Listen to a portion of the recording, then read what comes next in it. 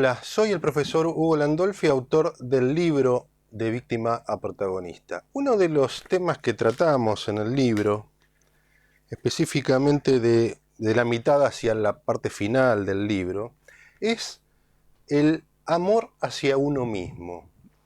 ¿Qué es amarse a uno mismo?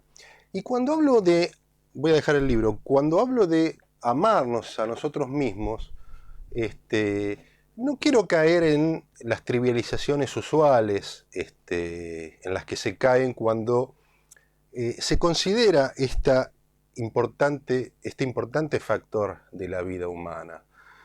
Amarse a uno mismo no es un delirio, una fantasía, negar la realidad del ser finito y contingente que somos, estamos llamados a ser dioses, que si pensamos en positivo todo irá bien.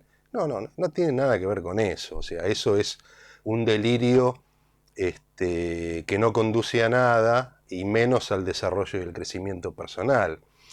Amarse a uno mismo implica amarse, aprender a amarnos, pero aprender a amarnos en función de la realidad que somos, no de la que nos gustaría ser, y vivir una fantasía como si fuéramos esa realidad que quisiéramos ser, pero no somos. La mayoría de las corrientes espiritualistas, con gran influencia gnóstica, o lo que es muy común también en Occidente, esas mezclas de espiritualidad occidental con elementos orientales, donde se hace un engrudo, donde nadie entiende bien de qué se está hablando y cómo. En esas posturas, en general, lo que predomina, típicas de la New Age, lo que predomina es la construcción de un estado fantasioso, deseado, si se quiere, y la autosugestión para vivir la realidad como si ese estado fantasioso fuera real. Pero eso es vivir en una fantasía, no tiene nada que ver con la realidad y genera involución y decrecimiento humano y no crecimiento. ¿Cómo funcionan estas típicas posturas de la New Age que lo único que hacen es condenar a las personas a permanecer estancadas en la vida? Por ejemplo, son negadoras de la realidad contingente y finita del ser humano. O sea, la vida del ser humano es una vida contingente, finita, nos vamos a morir, nos vamos a enfermar, tenemos enfermedades, no tenemos todo lo que quisiéramos, no somos lo que quisiéramos ser, no tenemos las habilidades que quisiéramos tener, esto es especialmente para las mujeres, no somos todos los lindos que quisiéramos ser, la realidad es que no lo somos, hay mucho de positivo en la vida, pero hay muchas cosas que no están, y que no las tenemos ni las vamos a tener. Entonces, estas posturas de la New Age, de esta espiritualidad superficial, ¿qué proponen? Bueno, una negación completa y total de la realidad finita y contingente de la vida del ser humano, la construcción de una fantasía superadora y vivir la vida como si esa fantasía fuera lo real. Por ejemplo, si pensamos en positivo, vamos a superar la enfermedad y si nos enfermamos aún empezar en positivo es porque algo habremos hecho y estaremos pagando alguna culpa por, ¿no? Todo un delirio intrincado que no tiene ninguna razón de ser y que lo único que hace es generar muchísima culpa a las personas. ¿Por qué? Porque si te enfermas es culpa tuya. Y si te curás es digamos, algo que te brindó Dios. Y como nos vamos a morir y nos vamos a enfermar y de eso nadie se salva, no nos vamos a salvar de vivir con culpa. Entonces, la fantasía consiste en vivir como si la realidad no fuera real y construir una fantasía. Todo está bien, todo es maravilloso, la vida es de una plenitud insospechable y el problema de los que sufren es que no lo ven, ¿no? Entonces tenés que iluminarte y tenés que verlo para ver la maravilla que nos rodea. Sí, nos rodea una maravilla, pero una maravilla caída, contingente y limitada, donde está la enfermedad, está el mal, está el dolor y está la muerte.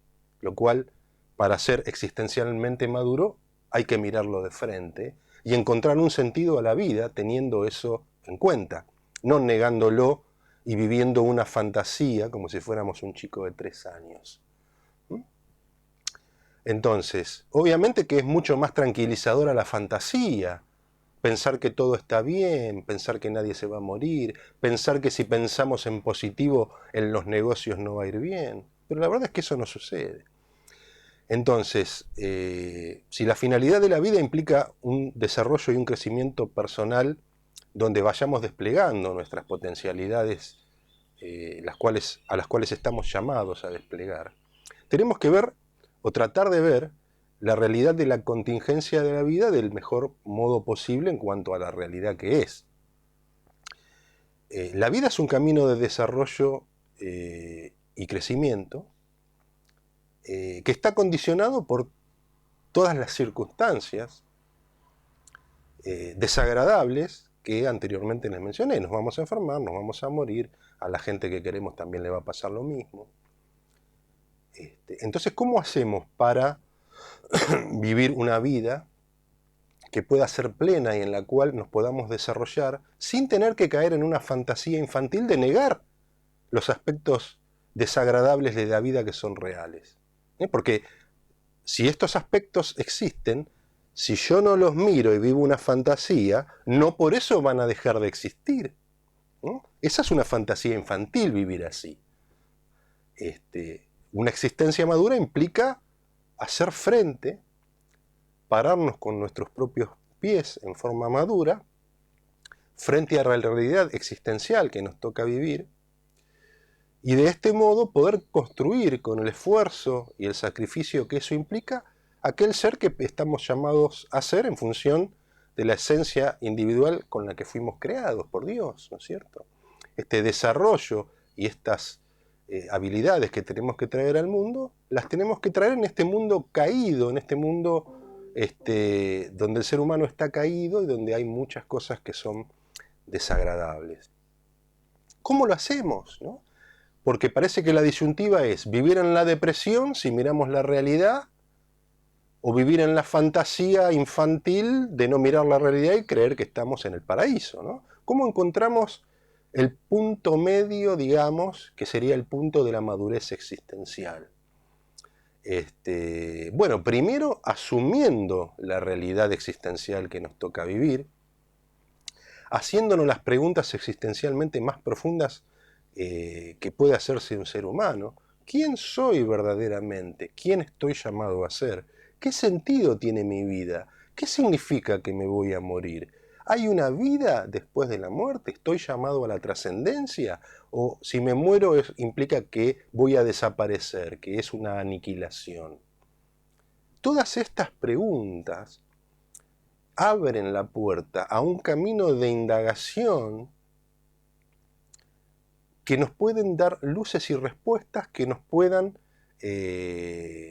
parar más, con mejor fuerza y con nuestros pies frente a una existencia que tiene todos estos matices. Tiene la maravilla de lo que es la vida y de las cosas lindas de la vida, y tiene aquellos aspectos desagradables que a nadie le gustan, que todos quisiéramos que no existan, pero que existen, como son básicamente la enfermedad y la muerte, como los dos más graves, digamos.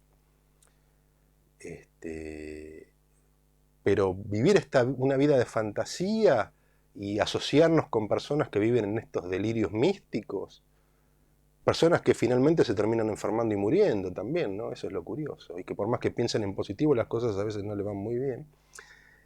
No tiene mucho sentido si uno realmente se compromete con su propia existencia.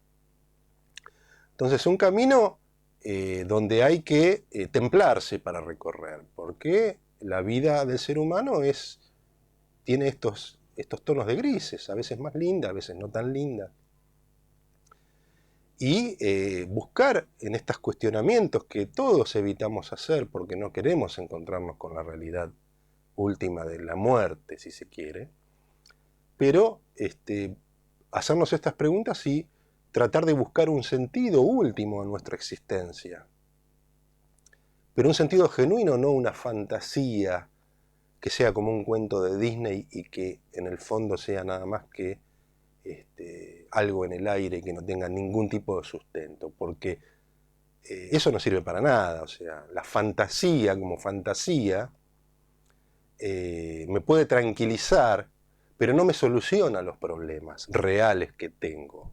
Si yo me voy a morir, si las personas que yo quiero se van a enfermar, por más que yo tenga la fantasía de que no va a suceder o que de si pienso de tal manera eso se va a solucionar, por más que yo piense de ese modo, eso no se va a solucionar. Entonces, el único camino genuino es un camino de madurez donde podamos hacer frente con nuestro grado de entereza que tengamos de a poco frente a todas estas cuestiones que son sumamente importantes para nuestra existencia. Todos estos temas están tratados en el libro de Víctima Protagonista. El victimismo, el ser víctima, tiene que ver con vivir estas fantasías, vivir la vida basado en estos delirios místicos que no tienen nada que ver con la realidad. Y hacerse protagonista implica asumir la realidad existencial de la vida humana con sus claroscuros y ver cómo podemos avanzar y desarrollarnos a través de la misma y ver y recorrer un camino de crecimiento personal que nos conduzca por el camino al cual estamos llamados existencialmente. Así que bueno, quería darle estas reflexiones que en los tiempos modernos donde nos evadimos constantemente de estas cuestiones desagradables a veces no nos gusta escuchar.